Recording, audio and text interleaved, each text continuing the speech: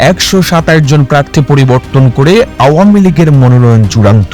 গত পরশু আওয়ামী লীগের কেন্দ্রীয় কার্যনির্বাহী কমিটির বৈঠক অনুষ্ঠিত হয়েছে। ওই বৈঠকে সিদ্ধান্ত নেওয়া হয়েছে, যেদিন থেকে নির্বাচনের তফসিল ঘোষণা করা হবে সেদিন থেকে আওয়ামী লীগ তার মনোনয়ন ফর্ম বিক্রি করবে। মনোনয়ন ফর্মের দাম 30,000 টাকা থেকে বাড়িয়ে 50,000 টাকা করা হয়েছে।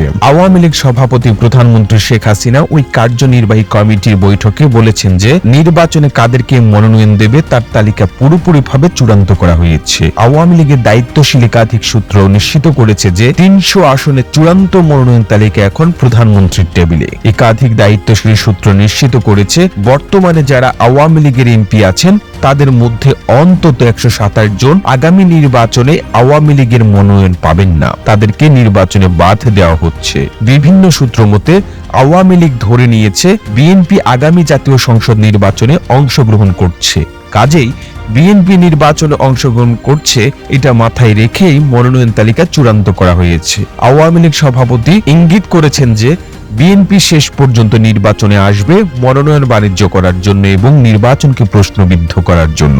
বিভিন্ন সূত্রগুলো বলছে যে 172 জন পুরনো প্রার্থী আগামী নির্বাচনে আওয়ামী লীগের জন্য আবার টিকিট পাবেন। 127 জন যে নতুন প্রার্থী রয়েছেন তাদের মধ্যে অন্তত 10 জন রয়েছেন যারা 2008 বা 2014 নির্বাচন করেছেন, 2018 নির্বাচনে মনোনয়ন পাননি। এরকম ব্যক্তিদের সংখ্যা আরো বাড়তে পারে বলেও বিভিন্ন সূত্র বলছেন। একেবারে নতুন এবং আনকোড়া 2008 থেকে 2018 পর্যন্ত কোন নির্বাচনেই প্রার্থী হননি এমন অন্তত 30 জন আগামী নির্বাচনে আওয়ামী লীগের মনোনয়ন পেতে পারেন বলে ধারণা করা হচ্ছে। মনোনয়নে রাজনৈতিক নেতৃবৃন্দ ছাড়াও ব্যবসায়ী, সাবেক আমলা, সাবেক পুলিশ কর্মকর্তা ও প্রাক্তন সেনা কর্মকর্তাদেরকেও রাখা হয়েছে বলে বিভিন্ন সূত্র নিশ্চিত করেছে। আওয়ামী লীগের একাধিক সূত্র বলছে তরুণ এবং প্রবীণদেরকে মিলিয়ে এই মনোনয়ন তালিকা করা হয়েছে।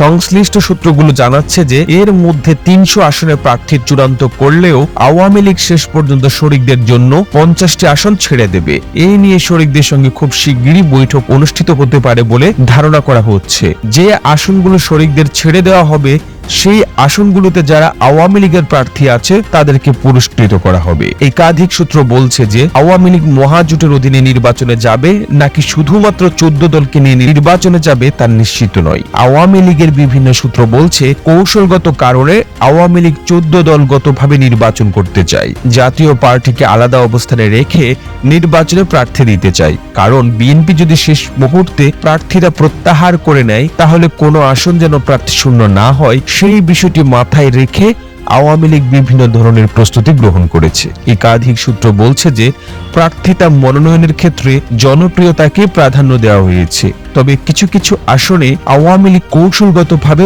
অবস্থান গ্রহণ করেছে। যে সমস্ত আসন ঝুঁকিপূর্ণ সেই আসনগুলোই আওয়ামী লীগ কখনো নির্বাচিত হতে পারেনি, সেই সমস্ত আসনে অপেক্ষাকৃত তরুণদেরকে মনোনয়ন দেওয়া হয়েছে যেন তারা ভবিষ্যতে সংগঠন গোছাতে পারে, নির্বাচনে হারার পরও যেন তারা সাংগঠনিক কাজে নিজেদেরকে ব্যস্ত রাখতে পারে। আওয়ামী লীগের বিভিন্ন সূত্র বলছে যে তারা ত্যাগী ও পরিশ্রমী কর্মী, তাদেরকে প্রাধান্য দেওয়া হয়েছে। বিশেষ করে বগুড়া, লক্ষ্মীপুরের মতো বিএনপি প্রবণ এলাকাগুলোতে সাংগঠনিক ব্যক্তিদেরকেই প্রাধান্য দেওয়া হয়েছে। তবে এবারের নির্বাচনে চমক হিসাবে বড় বড় শিল্প গ্রুপের অন্তত 3 জন ব্যক্তি প্রার্থী হতে পারেন বলে জানা যাচ্ছে।